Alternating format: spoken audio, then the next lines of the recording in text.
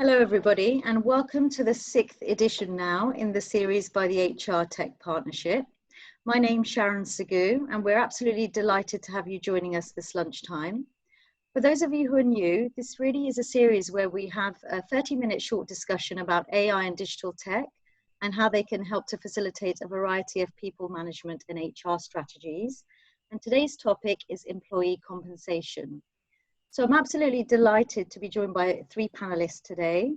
First of all, we have Shai Ganu. Shai is the Managing Director and the Global Practice Leader for Executive Compensation. Hi, Shai, for Willis Towers Watson. We also have Deborah Frost. Deborah is the Chief Executive for Personal Group PLC. And we have Devyani Vaishampayam, who's the Managing Director of the HR Tech Partnership and has held a significant number of HR roles across a number of FTSE 100 companies. So a very warm welcome to Shai, Deborah and Devyani. Just to mention that there is a chance for you to ask questions through the chat function below. So please do ask us any questions that you can think of, and I will field those at the end of the discussion. But I'd like to start by handing over to Devyani to really set the scene for us today. Thanks, Sharon. So the crisis over the last few months has put employee safety and connectivity at the heart of decisions by business leaders and HR leaders. But there's also a third very important area which they've been grappling with, and that is pay and compensation. Whether it is furloughing employees, whether it is senior executives taking a voluntary pay cut, or whether it's relooking at long-term incentive plans, there's no doubt that these issues are not going to go away immediately, particularly given the economic forecast for the next 12 to 18 months. In fact, just last fortnight, the IMF has forecast that the global GDP is now going to shrink by a further 1.9%. So it is expected to be 4.9% now, which means the economic impact is going to be quite significant. So you may say, what does AI and digital have to do with all this? Now, the reality is pay and reward needs to be far more agile, flexible, but will also need to change significantly given market conditions. And AI and digital solutions are not just cost effective, not just agile, but they also integrate very well with any existing IT systems you have. And more importantly, they provide predictive analytics based on real-time data. So hopefully the next half an hour, you will have insights from our team of experts here who will help you, give you some examples or insights into how this could happen or how it has been happening.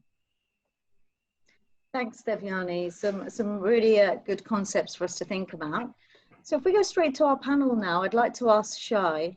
Shai, what is it that you're currently seeing, or what is it that your clients are seeing in the way of AI and digital around employee compensation? Great. Thank you, Sharon. And thank you, Devyani, and everybody for having me. So first of all, good morning, good afternoon, good evening, whichever part of the world you're in. I'm dialing in from Singapore, and it's been a hot, wet day. So I'm looking forward to the weekend after this. But just if you think about impact of AI, digital technology and compensation, fundamentally how compensation is delivered, that hasn't changed. I.e. compensation is still a 3-legged stool in most companies. You have your fixed pay, some sort of an annual incentive, and some sort of a multi-year longer term incentive. And that hasn't changed in majority of cases. I say majority because at Willis Towers Watson, we've actually helped design some plans that actually reward employees using cryptocurrencies and digital tokens. But that's a topic for a separate conversation. If you think about majority of the companies though, how they are implementing artificial intelligence and digital technology in pay decisions is mainly through the decision science about making pay determinations and the process. And the term digital or technology is used interchangeably, but specifically the applications that we see clients are applying are one of 3 or some combination of 3. So the application one is web scraping. If you think about the conventional sources of seeking data have either been through consultants like Willis Towers Watson or through surveys where you ask companies or you ask employees for their preference. A third rich untapped data source is web scraping. And we've begun applying some of this web scraping data to look at things such as peer group selection. a big decision point in any compensation decision is who do you benchmark against, and who do you benchmark against that peer group usually is are the company's competitors for clients. But if you apply the lens of competitors for talent, then you should start actually you can scrape and see who are you hiring people from and which companies are you losing people to.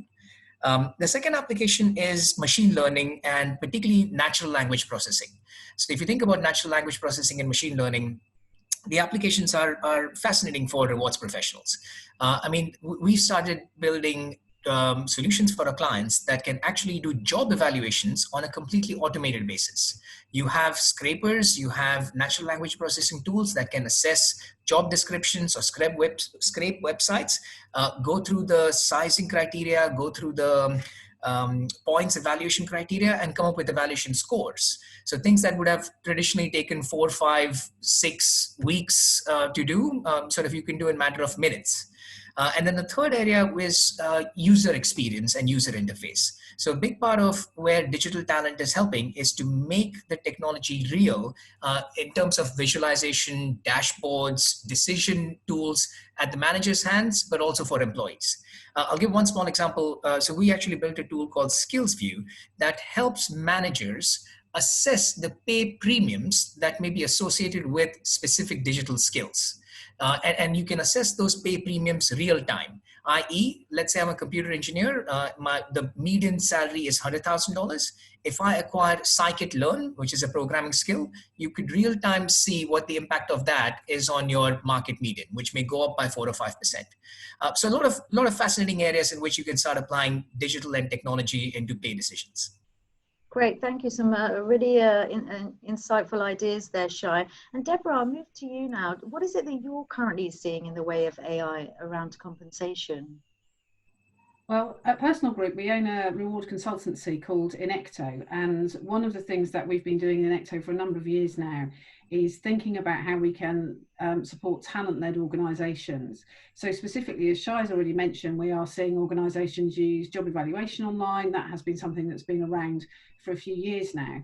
But I think the key shift, and again, it picks up what Shai was talking about and what you talked about at the beginning, is we're starting to see organisations spend more time on the analysis of what they found rather than simply doing the analysis. I think there's lots of people in reward who love Excel spreadsheets, and so they tend to spend time doing that and sending Excel spreadsheets around the organisation rather than focusing on analysis. But the challenge for businesses, they want to be able to Viviani's point, they want to be able to understand what's happening in pay and compensation. They want to understand what's happening with gender and performance. They want to understand the impact of ethnicity on pay choices. And so all of those are possible if you've got real-time data and you're using AI and predictive analytics to be able to tell you what you're doing and what you're seeing. So particular examples of that would be things like pay benchmarking. A lot of organisations are still using a very manual process that's error prone. It's not particularly secure, it's likely to go wrong, and yet they're using that to make quite important decisions. So moving over to a pay benchmarking tool like PayLab, for example, which is the Inecto tool, enables you to have that data at your fingertips. It's really what we're seeing now, and I'll talk in a moment about where we think that's going to go. Perfect, thank you, Deborah. So look, you know, from what Shai is saying, what you're saying, there has been some level of digital solutions that have been considered. But I guess, you know, as you just mentioned, Deborah, if we turn to adoption and what's going to happen in the next 12 to 18 months, Shai, given how quickly the landscape has changed with the current climate, what is it that you see your clients doing differently potentially in the next foreseeable future? And to be honest, we are beginning to see more applications, and I'll share a couple of buckets. One big application is around this whole pay equity piece. And so Willis Towers Watson, we actually have a solution with a company called Syndio that runs multivariate regression analysis. It does median tests and cohort analysis, not just to report pay equity or inequity issues, but also identify underlying policy and or behaviors that are causing the disparities. So it's trying to assess address not just the symptoms, but what could be the root problems, including manager biases, including sort of hiring manager or promoting manager sort of patterns. And so some of that information can be really helpful for managers and organizations to get issues around pay equity right at the beginning. But if you move at some other lenses, we also beginning to see a lot of application in things such as performance management. And I use the term performance management broadly because fundamentally performance management also is evolving. And a great example of this is democratizing and decentralizing pay and performance decisions. There have been several examples in the UK, in the US, in Asia, where even pay decisions are decentralized. So employees vote on how much each other should get pay increases. Now, I'm not suggesting that that's the answer for every company. It's probably easy to do that when you're a 50, 100-person sort of startup. But if you've got a few 100,000 employees, it's going to be very difficult to do that. But putting that aside, if you think about performance management as a construct that assesses relative value and reputation, it is not inconceivable that organizations will adopt some sort of a Uber rating system where each employee or each individual has a star rating or a points associated with them that's crowdsourced, that other employees, other colleagues give you that rating. And where things get really interesting is application of blockchain or holochain or other technology. A, it becomes immutable. B, it becomes portable. I mean, imagine a scenario if you're a Google employee and you have a Google star rating score or reputation score of 4, and then you're applying for a job at HSBC, and HSBC has a mapping that Google 4 points equals our 4.5 points. That reputation index makes it completely portable and immutable at the same time. So the applications are fascinating. Fantastic. You know, some really fascinating points that could really considerably change the way we all work and the office politics, I'm sure. But Deborah, what do you think, Deborah, in terms of what is it that you see yourself doing differently over the next 12 to 18 months? Where our business has always consulted with talent-led organisations, so we've worked for a lot of startup businesses, a lot of very fast growth, particularly tech-based organisations, and they've been quite quick often to adopt these sorts of solutions. What we're expecting to see over the next 12 to 18 months as we go through the outturn of the pandemic and probable recession that's going to happen in many countries, what we're expecting to see is some of those tools become more widely adopted by more industrial organisations perhaps where instead of having a lot of sort of very talent-rich environments, you've got a triangular-shaped organisation with a lot of people at the bottom doing quite similar roles on relatively low money.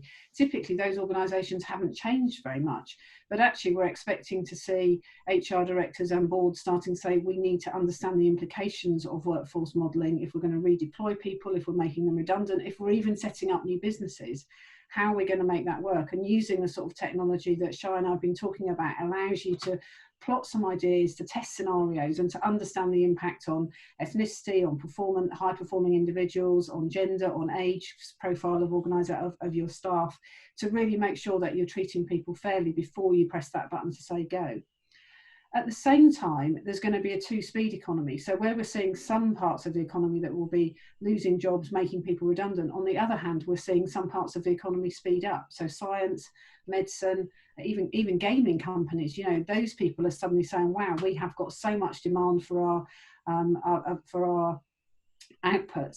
How can we make sure that we're bringing in the best talent into the organisation? And in the absence of the reputation index, which I think is a brilliant idea, I think organisations are having to use real-time pay information in order to allow them to make good choices about who they hire and how much they pay people in what's going to be a very competitive market in some of those sectors. So using pay benchmarking data and tools like PayLab, for example, can really speed up your decision making. Fantastic. Thank you, Deborah. So, you know, a lot of food for thought with how the trickle through the industries will happen. And, you know, as Shai is saying with the Uber rating and how that will be perceived through the organization. But I'd love to bring Devyani into the conversation now, just to provide some insights also on solutions that she's seen coming up in this space. Thanks, Sharon. So I think we really do have a great panel here because they've touched on most of the things that I'm seeing. Definitely. But I think just if I were to summarize a few things, currently, I guess, of course, predictive analytics is common, but it's most of the time it's still based on historic data. And as we all know, I think that's probably going to become a bit less relevant. A lot more of the automation, but you know, whether you may call it AI, digital, or just tech automation, is still at the administrative or back end of things. And of course, bots have been used for basic employee assistance information, particularly around the whole reward, benefits, compensation, initial questioning. But over the next 6 to 18 months, I guess the shift will be more on real-time or crowdsourced data. And I think Shai referred to that a little.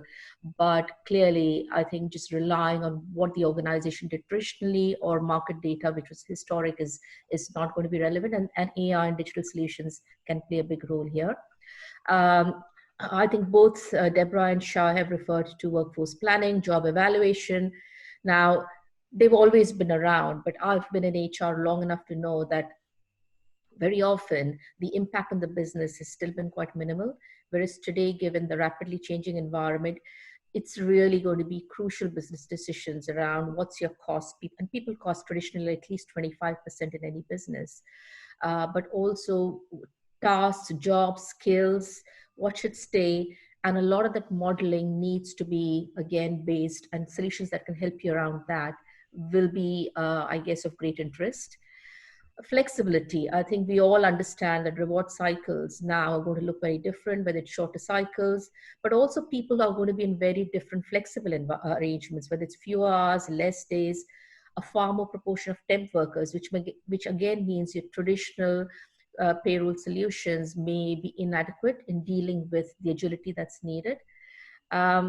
And then the fourth trend is really bringing compensation, benefits, and wellness together. And wellness particularly has not been, as far as compensation goes, it's really not been probably thought about strategically. But today, particularly the next 12 to 18 months, financial stress is going to be huge. And therefore, digital solutions that can help employees understand their compensation, deal with the stress, but also help corporates deal with it proactively and combine the two together. And there are some solutions which I've seen around that could become interesting.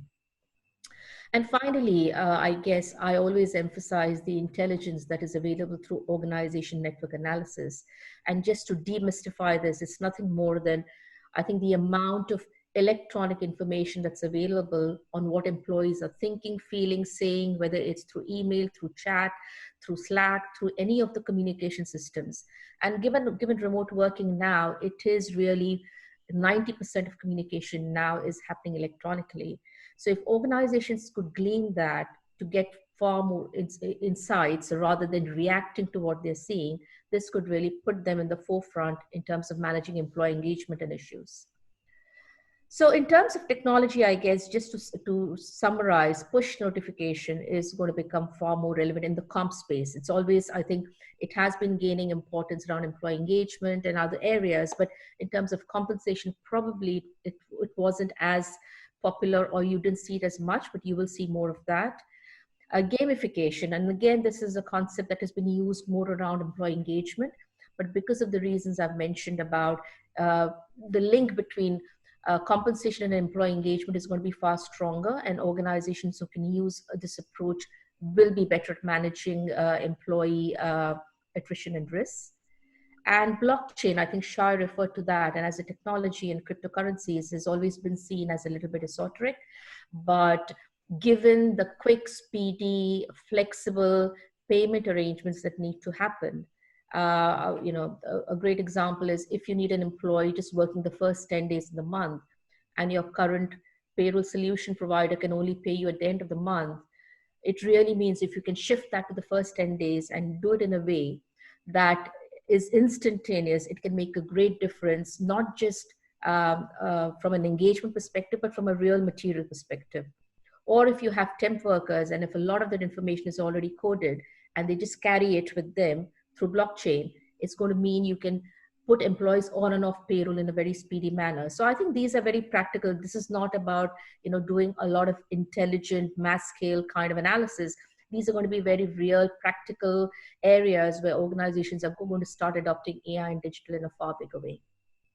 Thanks, Devyani. So, you know, I guess what we're hearing is from yourself, Shai and Deborah, there are a number of options that HR leaders and business leaders can actually try with their teams and through their organizations. But I guess with the increased pressure on budgets and costs, given the current situation, it would be great, Shai, just to share some ideas on how people could actually build business cases to create budget for these types of initiatives. So what do you think? Any tips?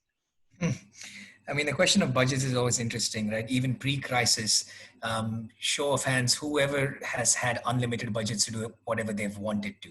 The answer is none of us ever have that luxury. So it's about prioritization and picking your bets. But particularly if you're asking about how do we make investments or how do we build the business case for investments in technology solutions or integrating digital AI tech in compensation related processes. I think it starts with the philosophy and the ethos about how you position the business case. And a client of mine, CEO of a very large regional bank here in Southeast Asia, he uses a phrase which has stuck with me. And his phrase is, "Don't tell me your hunch, show me the data."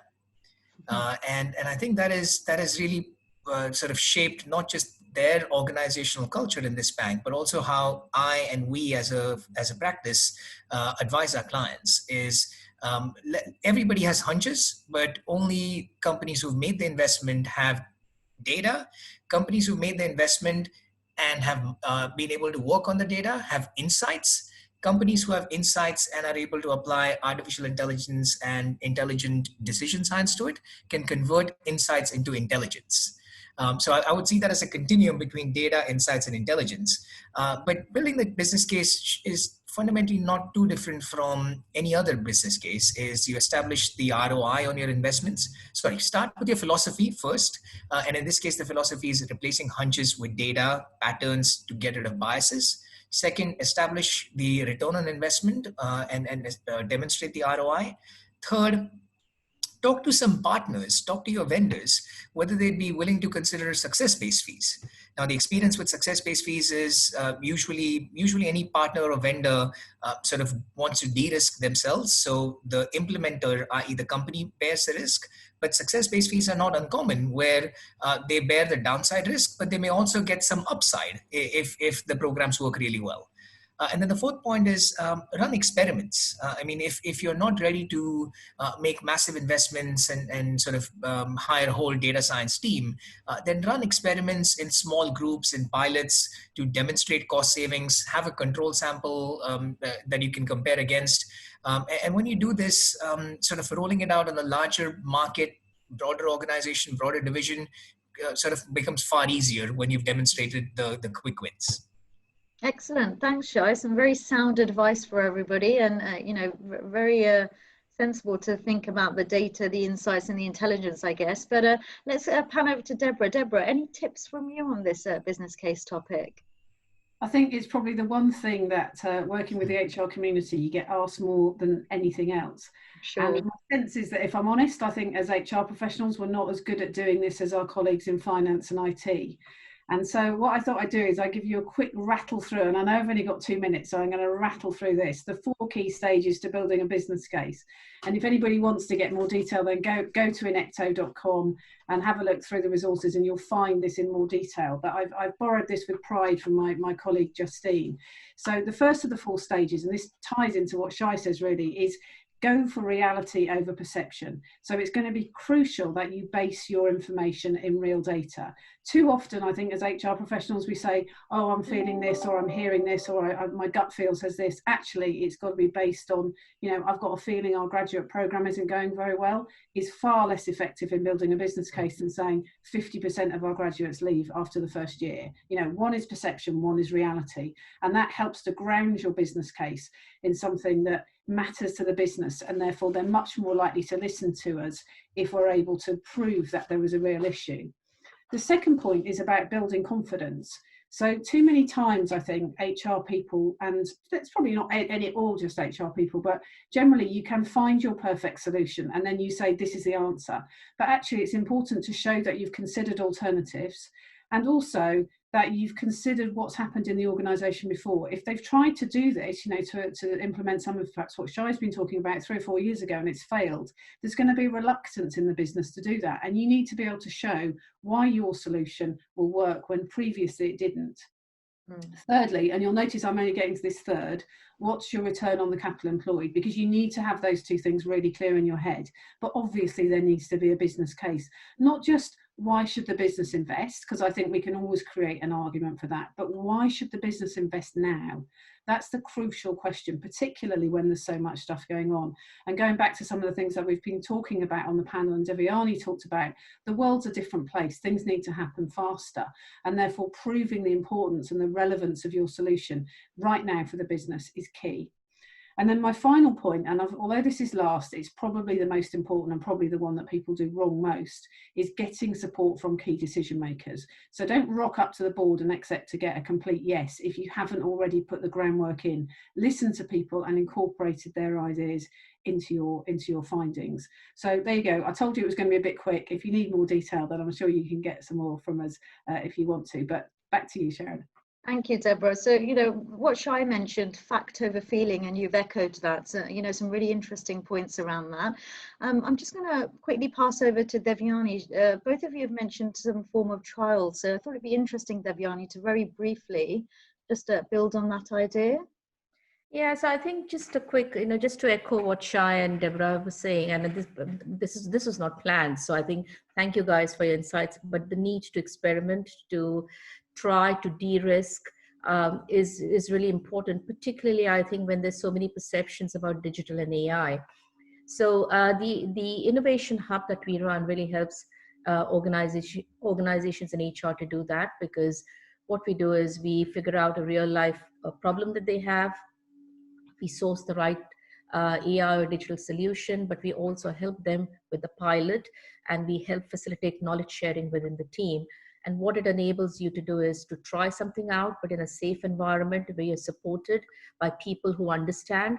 And then you can see for yourself and then make the decision in terms of, is this something that you really want to go ahead with?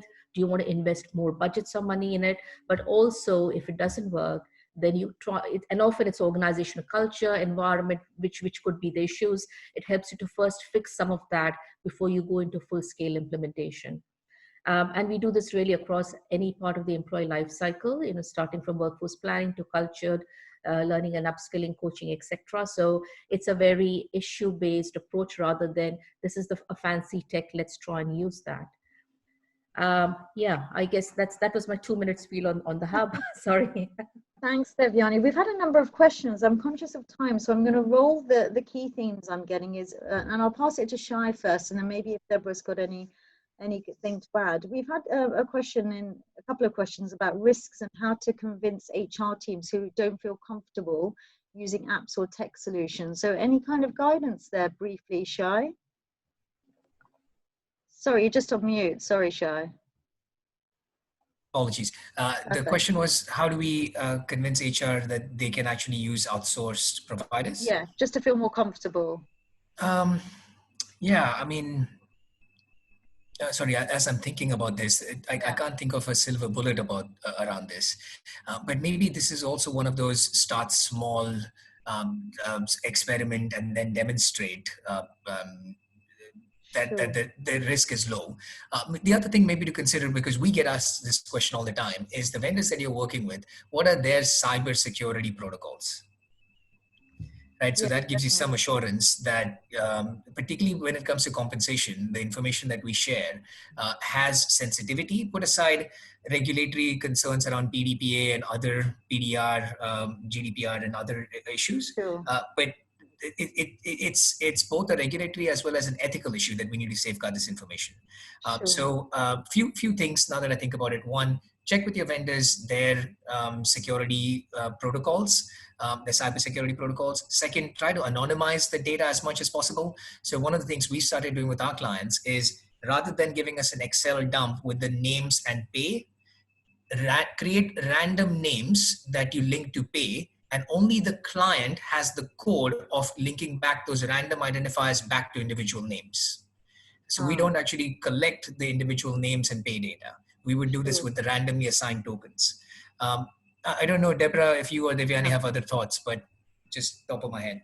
I think the only other thing I'd say is often when people say I'm worried about the risk, what they really mean is I'm worried that I'm going to not be able to use this tech, or I'll have to stop doing the things I like doing. So actually it may be worth digging a little bit beneath the question, because as I said at the start, reward people like using Excel, and actually you're basically saying those skills aren't going to be needed anymore. You need to do different things. So it might be worth addressing the underlying question, which I think is probably more relevant. But do the stuff Shai said too. Perfect, thank you. So we will address the questions directly to the other people, but I just want to recap on the key takeaways from our panel, because there's some good nuggets to go away with. Firstly, apply data science to compensation decision making and replace hunches and biases with data and patterns. All three of you have said this, so it's all kind of formulating around the fact over feeling. Secondly, AI and digital can enable agility and personalization, so it can be quick and it doesn't have to be a one-size-fits-all. And lastly, as we've mentioned a couple of times, start small and really get your stakeholders involved. I know Deborah mentioned this, Shai's also mentioned this, before you scale things up. So I'm going to have to close because we're coming to the end of our time, but I really wanted to say thank you first to Shai, Deborah and Devyani, and thank you to everybody for joining us. We look forward to having you with us next time when we talk about employee productivity. But for now, thank you and goodbye. Thank you. Thanks, Sharon. Thank you all. Bye. Thank you. Bye.